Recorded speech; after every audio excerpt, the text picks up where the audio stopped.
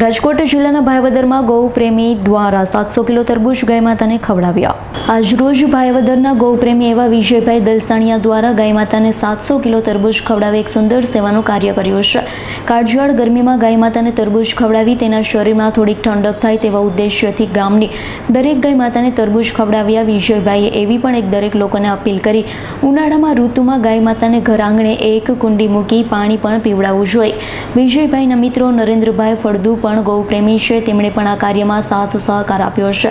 ઉનાળાના સમયમાં તમારા ઘર આંગણે ગાય માતા આવે અને એમને પાણી અવશ્ય પીવડાવવું જોઈએ। ગાય માતાને આપણા ઘરના એક સભ્યની જેમ સાચવવી જોઈએ। મારું નામ નરેન્દ્ર ફળદુ છે। આજ રોજ મારા મિત્ર વિજયભાઈ દલસાણિયા તરફથી ગાય માતાને 700 કિલો જેટલા તરબૂચ ખવડાવી અને એક ઉમદા અને સુંદર કાર્ય કર્યું છે। ગાય માતાને આપણે ઉનાળામાં વાસી ખોરાક ન ખવડાવવો જોઈએ અને આપણે શાકભાજીનું જ્યારે જબલું લઈ આવીએ ત્યારે એની અંદર આપણે કોઈ બ્લેડ છે, કાચની વસ્તુઓ છે એવી ન રાખવી જોઈએ।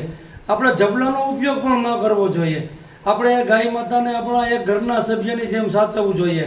તો ચાલો બધા ભેગા મળી અને આપણે ગાય માતાને એક ઘરના સભ્યની જેમ સાચવીએ। જય શ્રી કૃષ્ણ, રાધે રાધે। હેલો મિત્રો, કેમ છો? મારું નામ વિજયભાઈ દલસાણિયા છે। હું ભાયોદર ગામનો રહેવાસી છું। મને આજ રોજ એવો વિચાર આવ્યો કે આ ઉનાળાની સખ્ત ગરમીમાં મનુષ્ય પણ ત્રાહિયામ થઈ જાય છે, તો મૂંગા અબોલા જીવ એવા આપણી સૌની રક્ષા કરતી ગૌ માતાનું શું થશે?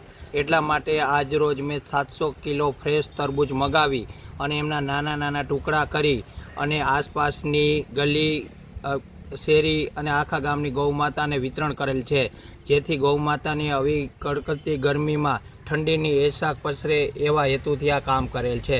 તો મારા બધા મિત્રોને હું નમ્ર વિનંતી કરું છું કે જો જગ્યા હોય તો ઘરની પાસે એક નાનકડી કુંડી મૂકી અને એમાં સ્વચ્છ પાણી ભરી અને ગાય માતાને પાણી પીવડાવે, જેથી કરીને આવી ગરમીની ગરમીમાં ગૌ માતાને રાહત મળી શકે।